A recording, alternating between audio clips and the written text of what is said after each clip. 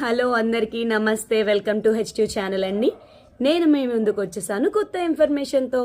చాలా long time అయింది కదండి, నేను వీడియో కూడా ఈ మధ్య ఏది పెట్టలేదు. ఎందుకంటే ప్రెసెంట్ ఇన్ఫర్మేషన్స్ అన్నీ ఏంటంటే వస్తున్నాయి కానీ అవి గాసిప్స్గా మారిపోతున్నాయండి. దీనికి గమనించి నేను ఇన్ఫర్మేషన్ గ్రౌండ్ లెవెల్లో సెర్చ్ చేసి నేను మీకోసం ఈ ఇన్ఫర్మేషన్ అనేది స్వీకరించానండి.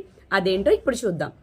ప్రస్తుతం ఎవరైతే ఇళ్ల దరఖాస్తుల కోసం పెట్టాము, మేము మాకు ఇంకా రాలేదమ్మా, అప్పుడు మీరు మెసేజ్ పెట్టారు చాట్లోని, కానీ ఎలాంటి ఇన్ఫర్మేషన్ మాకు హౌసింగ్ కోసం రాలేదని అనుకుంటున్నారా?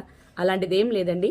ఇప్పటి వరకు 2,62,000 ఇల్లును ఏపీ గవర్నమెంట్ పూర్తి చేసినట్టుగా తెలుస్తుంది. వాటిని మే నెలలో ఇవ్వడానికి సన్నద్ధాలు చేస్తున్నట్టుగా తెలుస్తుంది. దానితో పాటు ఇంకో గుడ్ న్యూస్, తల్లులందరూ తమ పిల్లల ఫీజులు ఏ విధంగా భరించాలా, ఎదుగుతున్న ఈ ఏడాదిలల్లా పెరుగుతున్న సమయంలో చాలా రేట్లు ఎదుగుతూ వస్తూ ఉన్నాయి. ఈ రేట్లను గాను మన పిల్లల ఫీజులు కూడా పెరుగుతూనే ఉన్నాయి. వీటిని అనుకూలంగా గత ప్రభుత్వం ఏ విధంగా అయితే ఆర్థిక సహాయం పిల్లలకి అమ్మఒడి కింద వేసిందో, అదే విధంగా ప్రస్తుత ప్రభుత్వం అయిన టీడీపీ ప్రభుత్వం అమ్మఒడికి బదులు ఆ స్థానంలో తల్లికి వందనం అనే పథకాన్ని తీసుకురావడం మనందరికీ తెలిసిందే. దీన్ని కూడా 5వ నెల నుండి అనగా మే నెలలోని అమలు చేస్తున్నట్టుగా ఏపీ ప్రభుత్వం తాజాగా ఉత్తర్వులను జారీ చేసినట్టు తెలుస్తుంది.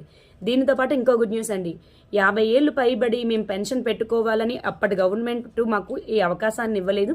కొత్త గవర్నమెంట్ వచ్చి మాకు అవకాశాన్ని ఇస్తుందంటే 9 నెలలు గడిచింది కానీ ఇప్పటి వరకు అప్లికేషన్ ఇవ్వలేదని వెయిట్ చేస్తున్నారా? మీకు కూడా ఇది గుడ్ న్యూస్ ఏనండి.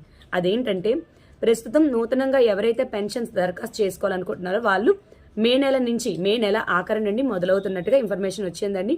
ఇలాంటి మంచి ఇన్ఫర్మేషన్ మీకు నచ్చినట్లయితే నేను ఎప్పటికీ ఆ ఇన్ఫర్మేషన్ ఇవ్వడానికి నేను ముందుకు వస్తూ ఉంటాను. ఈ ఇన్ఫర్మేషన్ కనుక మీకు నచ్చినట్లయితే లైక్ చేసి, షేర్ చేసి, సబ్స్క్రైబ్ చేయండి. Love you all. నమస్తే.